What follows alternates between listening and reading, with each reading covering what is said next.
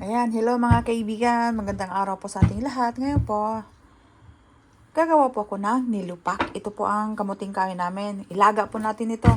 Ilalaga ko lang ito. Ayan. Ayan na. Ito po, malinis na siya. Hinugasan ko na po ito. I-steam na po natin ito. Ayan, i-steam na po natin ha. Ayan, dito ko na po siya ilagay. Ayan lang. Ayan, i-steam ko na yan hanggang sa maluto po yan. Ayan, luto na po. Malambot na, oh. Malambot na. Ayan, tanggalin ko na ito. Malambot na siya. Ito po, bali, tinanggalan ko lang ito ng mga ganito. Hindi po maganda yung kamuting kahoy dito. Pero makaramramanak lang. Kaya nga, ganito. Tapos, i-ano po natin ito. Ganito lang. Nilagyan ko po yan ng margarine. Yung ano na, para hindi po didikit. Ano po siya, oh. Malagkit po talaga. Nag-sticky siya ba? Ayan, pwede na. Ayan, be. Kaya nilagyan ko yung gilid niya ng ng star margarine para hindi siya didikit, o, diba? Gagawin natin ng paraan. Kasi wala tayong alsong, eh. Kasi ang lagkit-lagkit po nito, tingnan nyo, ang lagkit po talaga. Nagpigkat. Tingnan nyo, oh. Ang dikit-dikit niya. Kaya kailangan natin na lagyan natin ng ito, ng margarine. Kaya nilalagyan ko siya ito. Ito, ganyan. Para hindi po didikit. Ayan, i-ano na natin ulit na naman tayo. Medyo ito kasi malagkit talaga.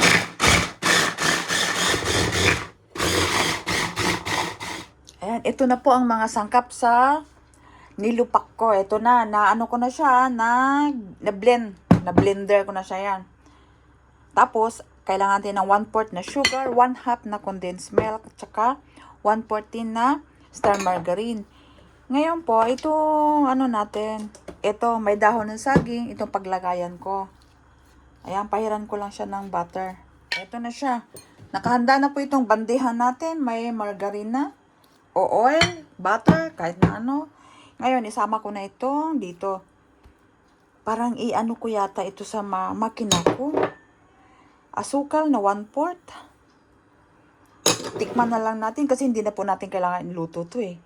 Ma-mix lang natin ito lahat. Tapos, margarine, ito po, condensed milk na 1/2. Naku po. Naku, hindi ko kayanin ito ng ganito. Imakina ko ito. I-blend po natin siya ulit dito. Kasi, talaga, lumaban po talaga. Kaya nga, ganito natin. Iubalik natin ulit. Pakunti-kunti lang. Yan siya, pakunti-kunti lang. Yan. Pakunti-kunti lang. Tapos,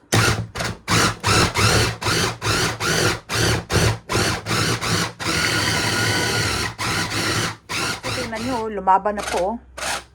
Ayun po, lumaban na po siya. Mahirapan na po. Kaya, tingnan nyo. Ganito po ang labas niya. Ayan, oh.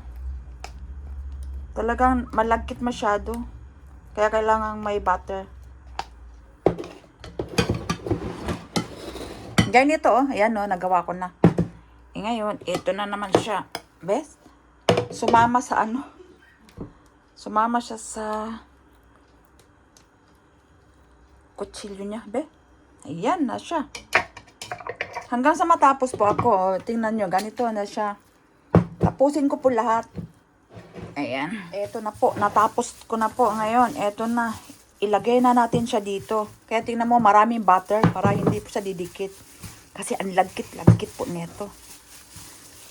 Yan, ilagay ko na siya dito.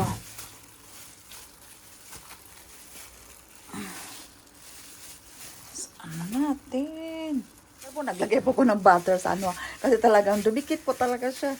Ganito gagawin na lang natin. Ganyan. Si ready to eat na po ito, eh. Lagyan na lang natin ng queso toppings niya. Yan po, kailangan pa palang i-ganito natin para ano, ganyan oh, siya oh, ganyan. Ganito natin sa tinidor. Ayan lang, para magmukha siyang ano. Ayan ah. Naku, nakalimutan ko. Ganito lang po. Ayan lang siya. Bago natin lagyan ng cheese, naku, may cheese na yan, tinanggal ko na nga eh. Ayan, ito na siya. Ituloy ko ng paglagay ng keso. Ayan, ganito lang kasimple. Kung makaramraman tayo, kung gusto natin tumikim ng nilupak, edi tayo na lang gumawa. Madali lang eh. Maglaga ka lang ng kamuting kahoy. Ayan, kailangan may blender lang nga lang. Kasi kung wala, naku, medyo ano talaga. Ayan na siya. Magtikim na po tayo. Mag-slice na po tayo. Ito ba yun? Or pahaba? Pahaba na lang ganyan.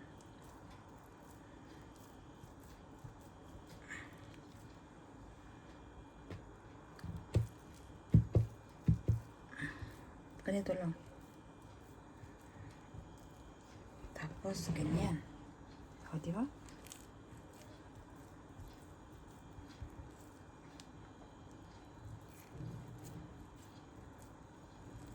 Na-slice na natin.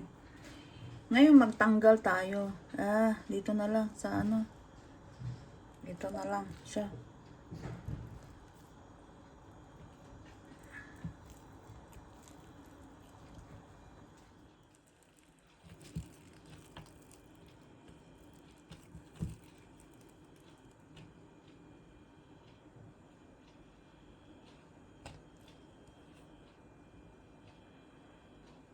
Po, magtikim na po ako ha. Ito na siya. Ang sarap. Tama lang po yung lasa niya. Yung tamis niya, tama lang. Napakasarap po at saka napakadaling gawin. Kaya maraming salamat po sa panonood niyo po sa video ko ngayon. At sa recipe ko ngayon na kamuting kahoy na nilupak. Nilupak na kamuting kahoy. Kaya maraming salamat po. God bless po sa ating lahat. Enjoy cooking lang po tayo mga kaibigan. Bye!